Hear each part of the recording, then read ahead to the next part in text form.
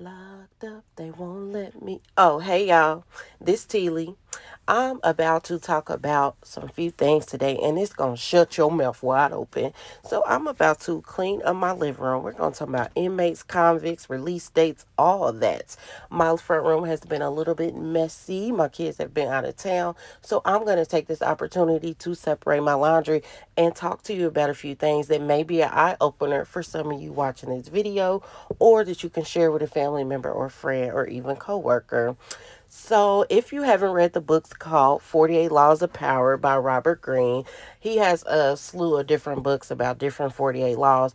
I suggest you read the 48 Laws of Power because it's going to open up your eyes to the art of manipulation that inmates and people in general, but especially them, that they use, how to be manipulative and how to maneuver through life using their emotions and using these tricks and skills to get what they want and get where they need to go. So, I have dated convicts before. My ex husband was in prison. He went to prison during our marriage. My ex boyfriend, we were together before he went to prison. Then he went to prison and we broke up. So both relationships ended.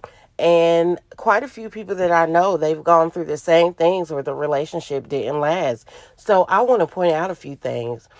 I used to be so uptight when people say, well, why are you still with this person? I would justify it. Well, everyone deserves a second chance. When I'm sitting here like, how can I say that someone deserves a second chance with me when they hadn't even got the first chance right? So why am I allowing them a second chance? So I want to talk about a few things that bothered me during this time. And these are important eye-opening tips that you need to pay attention to before allowing these type of people into your life, your home, your car, or before you form a relationship, especially before you allow them around your children. Number one, never allow them into your home. Let's start there. Never allow them, which is self explanatory. That's not even on the list because you shouldn't do it anyway. Allow them around your children. But you need to pay attention to this person's personality, their temperament, their thinking skills, and test their knowledge without it being obvious that you're testing their knowledge. Listen for key words and phrases that they say. I say this because sometimes people that are incarcerated are there because they don't know how to accept the things that they cannot change.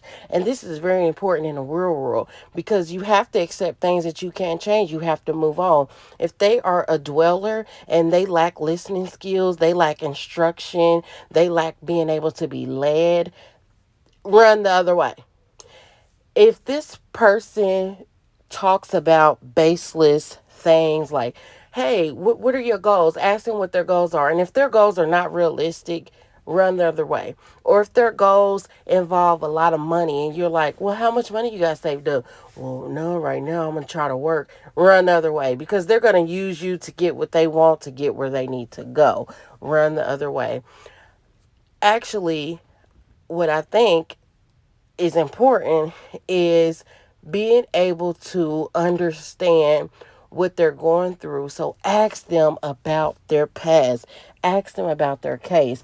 If they can't give you answers, or if they're still saying that, man, I only got caught because of this, or I did this because of that. They always have an and, but, or because. Run other way because they have not learned from their past mistakes and they are likely to reoffend. You need to listen for these cues and listen to these things before you allow these type of people into your home. This is me just keeping it real. If you have any questions, drop a comment below and I'll be more than happy to answer them. But until then, peace.